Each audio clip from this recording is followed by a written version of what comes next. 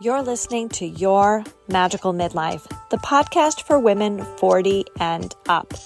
I'm Kate Higgins. I'm a licensed clinical social worker turned coach, and I'm here to be your guide, your friend, and your mentor. I'm here to light your way into your most magical midlife. Let's dive in.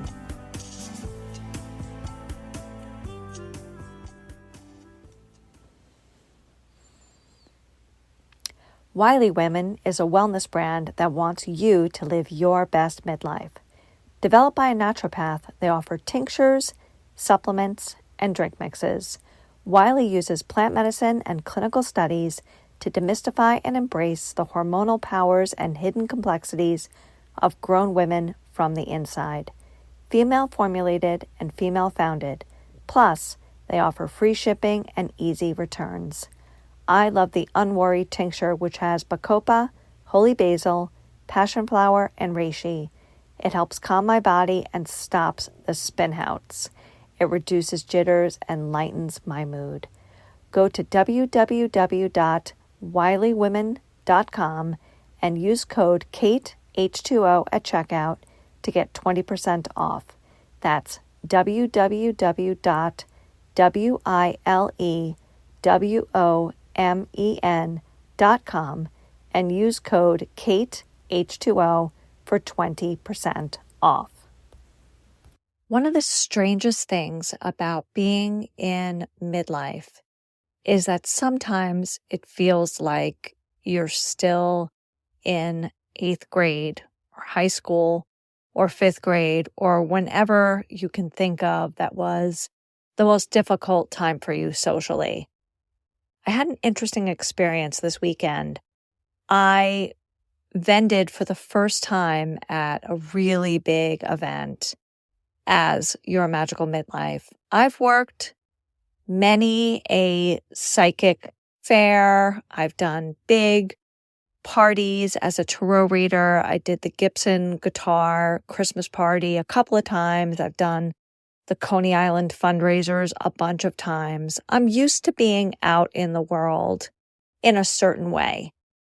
But since I've become a self-employed person and I'm running an actual business that's my full-time job and putting myself out there, it's a whole different thing. It's a whole different thing to go to these networking events and stand up and introduce myself as a coach for women in midlife and to not freeze up and to get flooded with imposter syndrome.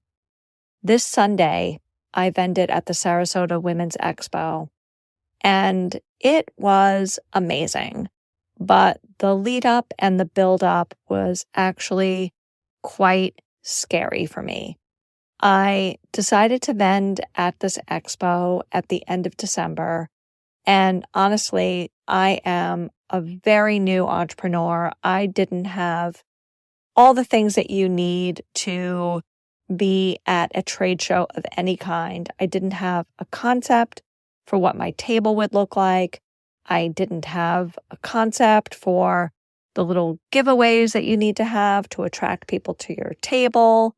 I didn't have any idea of how to even put those things together. So I'm actually quite proud that in 3.5 weeks, I pulled together a concept, I have like a logo with a design on it, but I managed to find like a dandelion shower curtain that I could use as a tablecloth. I managed to find faux dandelions to put in a vase and little fairy lights to put on those so they look really cute. And I ordered a canopy thing that clamps the table off Amazon, and I ordered like these dandelion placemats, and I have a vintage punch bowl that belonged to my mom that I used to put all my little favors in.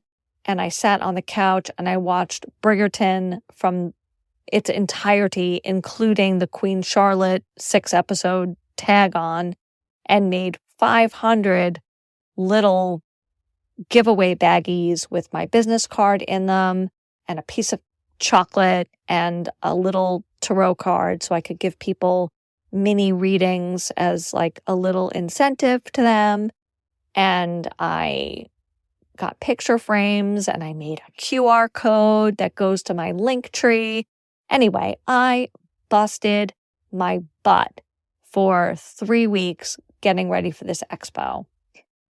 And some interesting emotional stuff came up in my preparation, especially in the final couple of days where I was really at the push end stage of the preparation. I had so much anxiety and so much self-doubt.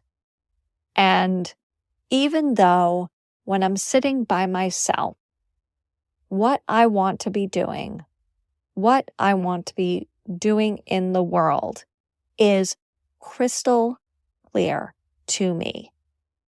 I see myself coaching women in midlife from, let's say, 38 to death, but 38 to early 60s primarily until I get older, through that big change of life where your body starts to really shift and whether or not you've had a child really comes into the forefront, and it's like last dance, last chance to have a baby, and what your life looks like, and being at that crossroads, and where you want to be versus where you are now, and what your relationship looks like, and what your career looks like, and all the things that get kicked up as you make the transition into your 40s, into your 50s, and beyond. Your whole frigging identity takes a big hit. And I know that very clearly because I'm now 53 and I went through it and I continue to go through it as I'm making this big career shift. And I know exactly what I want to be doing. Really, really, really clearly.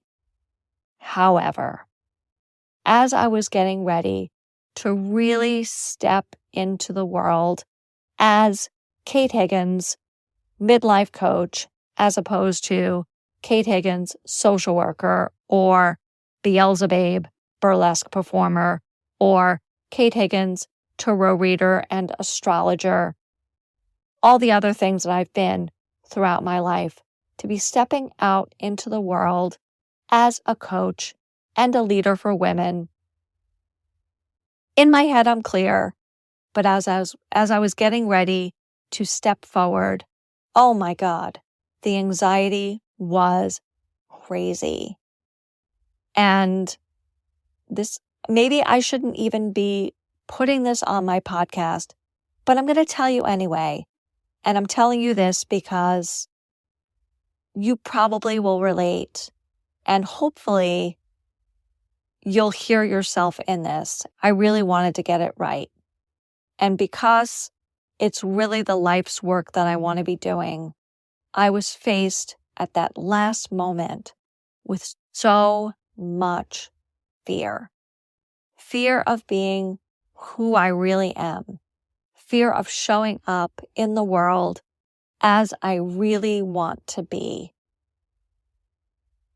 I'm going to tell you, the night before the expo, I was a mess. I was such a mess that I was finding more things that I could bring to the expo, have on my table, all these things that were completely unnecessary.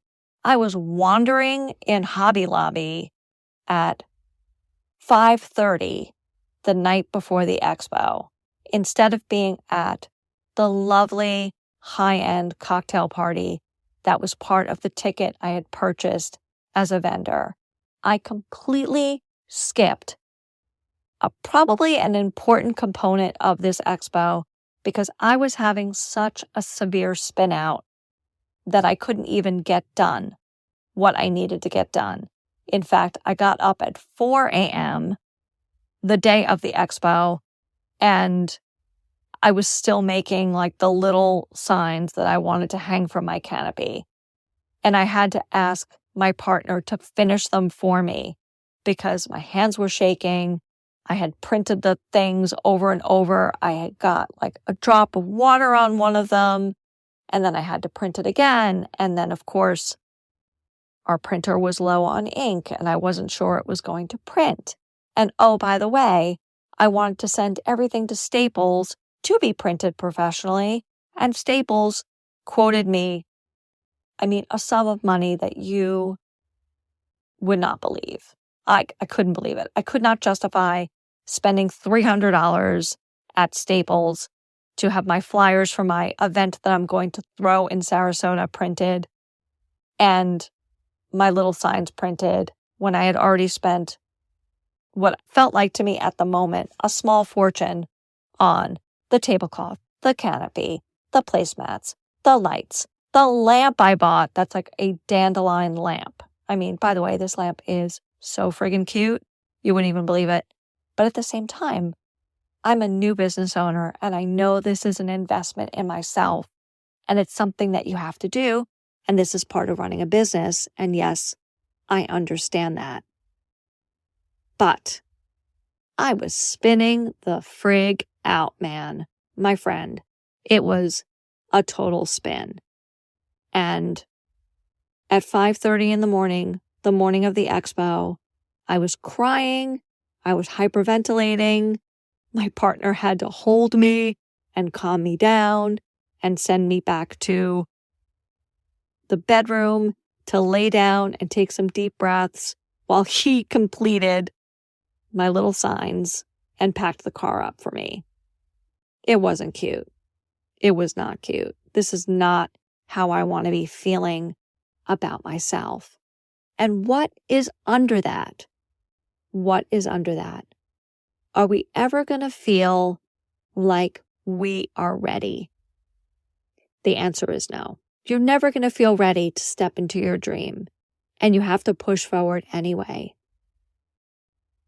The question for myself was, what's wrong with you? Why are you doing this? Why are you having anxiety as a method of self-sabotaging? Why do you want to stay safe and small when you know you want to be big and bold? Where is your gumption? Where is your moxie? Where are your balls? And I say balls because I am from Staten Island. Where your balls? Come on, get your balls. I had to find my balls. And it took a moment. It took some deep breaths.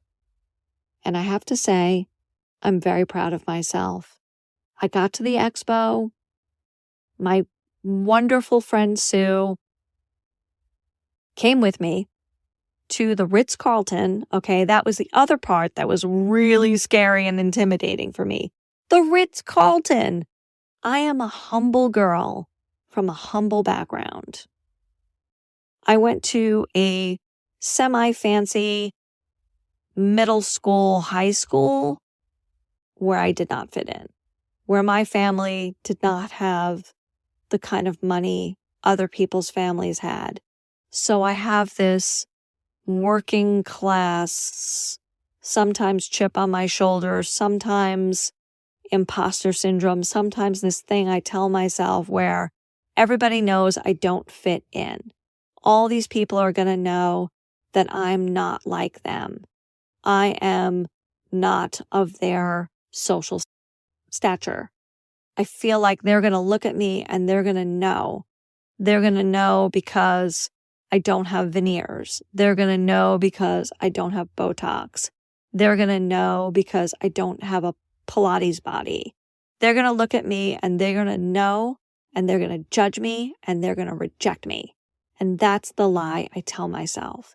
I tell myself that lie so that I can say, you know what? Screw those people. I'm just going to stay over here. I'm just going to stay a little social worker. I'm going to get a job in a hospital and I'm going to stay where I am. I'm not going to put myself in the arena of successful entrepreneurs. because I'll tell myself I'm not good enough and I'm going to sabotage myself. And you know what? I don't want to do that anymore. I don't want to sabotage myself anymore. I want to be the person I can see in my head. I want to be a woman who can walk into a room with confidence, with grace, with ease, and with a sense of belonging. I saw an interview recently with Drew Barrymore, and it really struck me because you think, my God, Drew Barrymore, she has everything, right? She's successful. She's got money. She's a famous actress. Like, what could Drew Barrymore be insecure about? And the thing that struck me the most from this interview was that she was talking about a movie that she made in the early 90s called Never Been Kissed. And she always sort of casts herself as like the awkward one who's like not quite together. And in this movie, she plays a journalist who goes back to high school, sort of like a 21 Jump Street situation. And she's doing an investigation, and she was a disaster in high school. And she's supposed to infiltrate the quote unquote cool people. And in high school, she had been Josie Grossi. Now, I wasn't quite a Josie Grossi, but I certainly was not popular. I went to this middle school that transitioned into a high school, and my family didn't have as much as everybody else. It was a very wealthy school. And in the 5th grade, designer jeans were all the rage. Everybody had Vidal Sassoon and Gloria Vanderbilt, and it was what you had to have. Even though we all wore the same little Catholic uniform, it was a big deal on dress down days. And I remember begging and pleading my mother for a pair of designer jeans.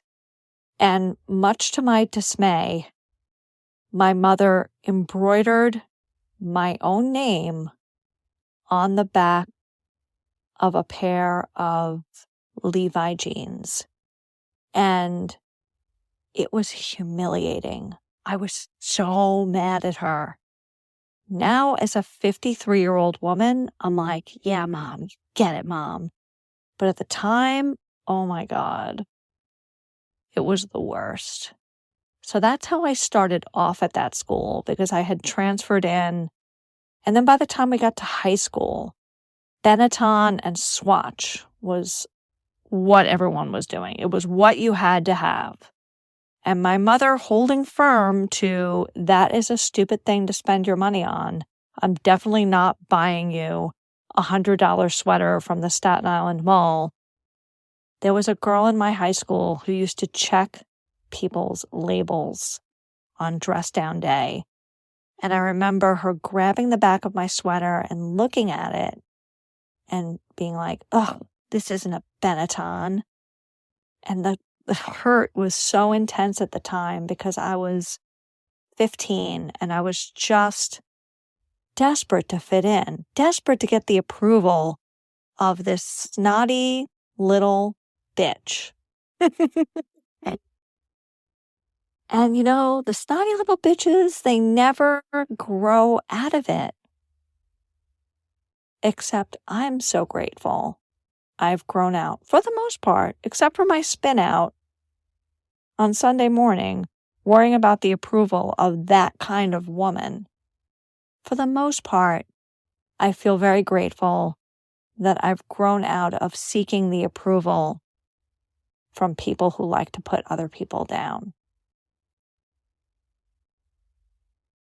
And I'm so grateful that my mother instilled in me, as much as she was afraid of it for herself and became very anxious about it when I got older and really started to be who I am, she did instill in me a sense of it's okay to do your own thing.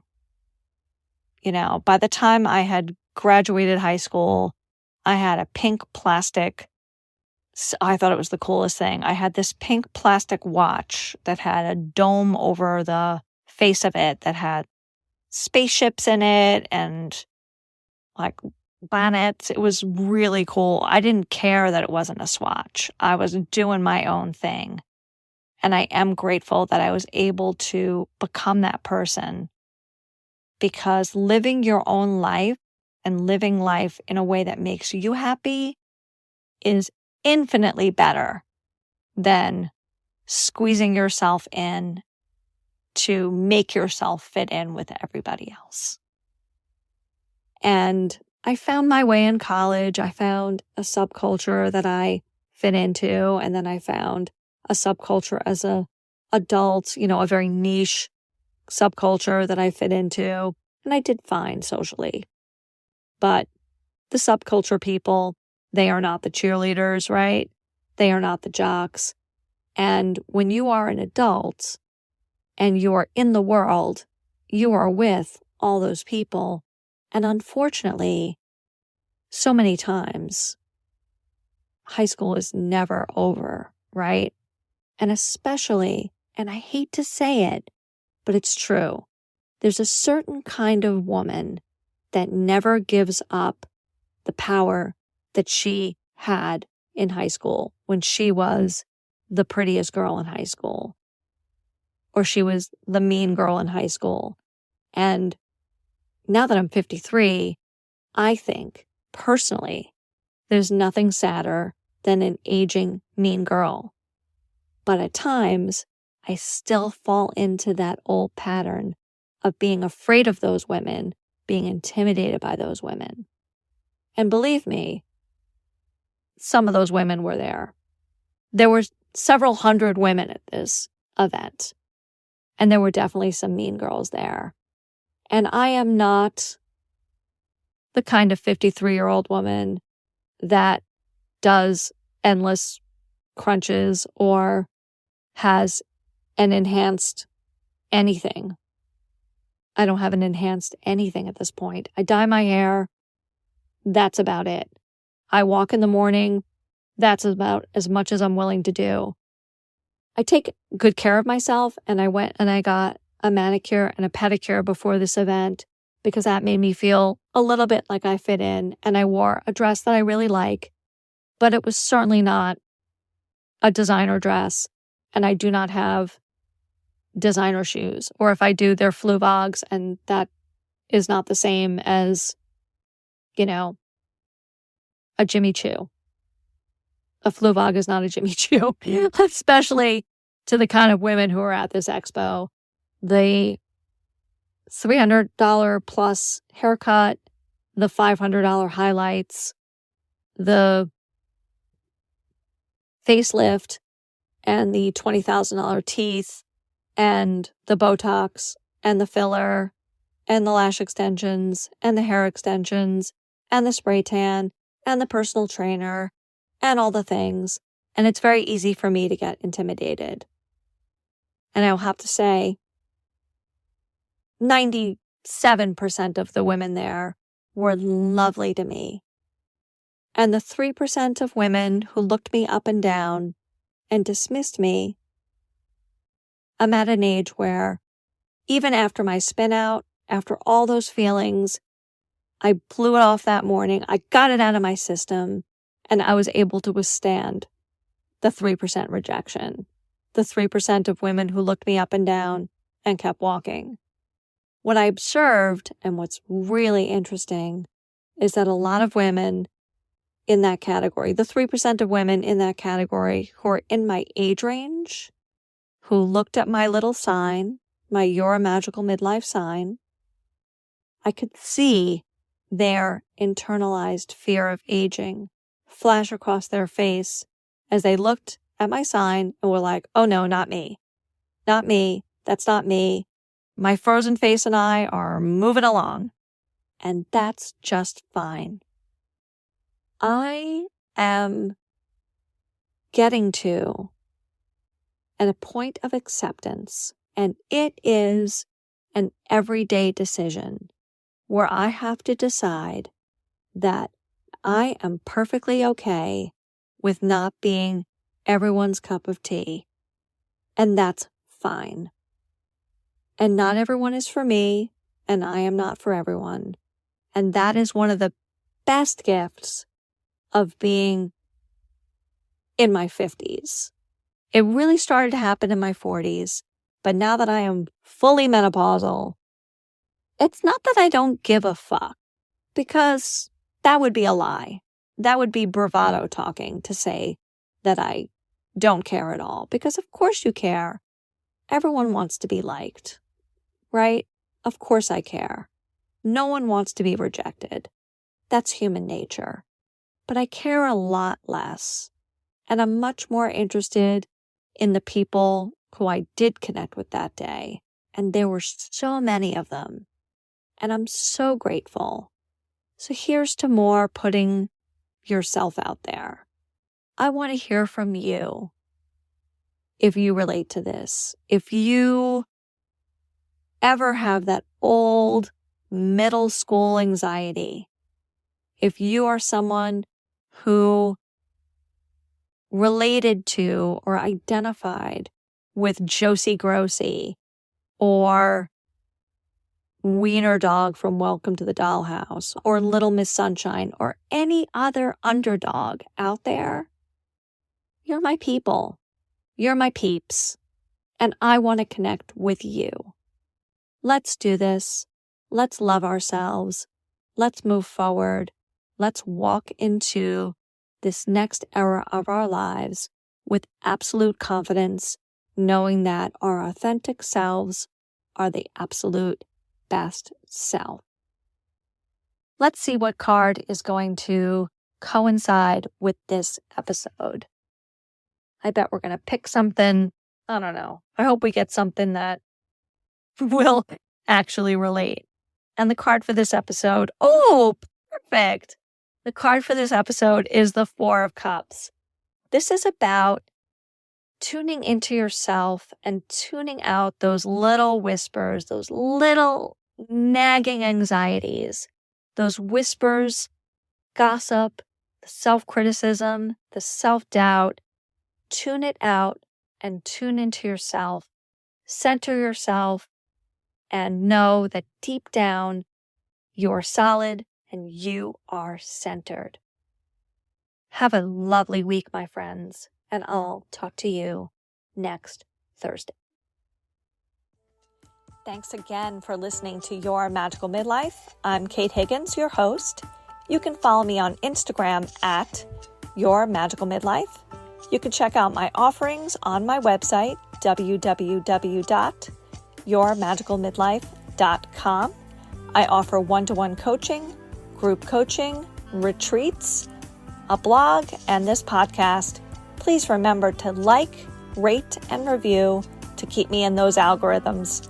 Have a great week. See you soon.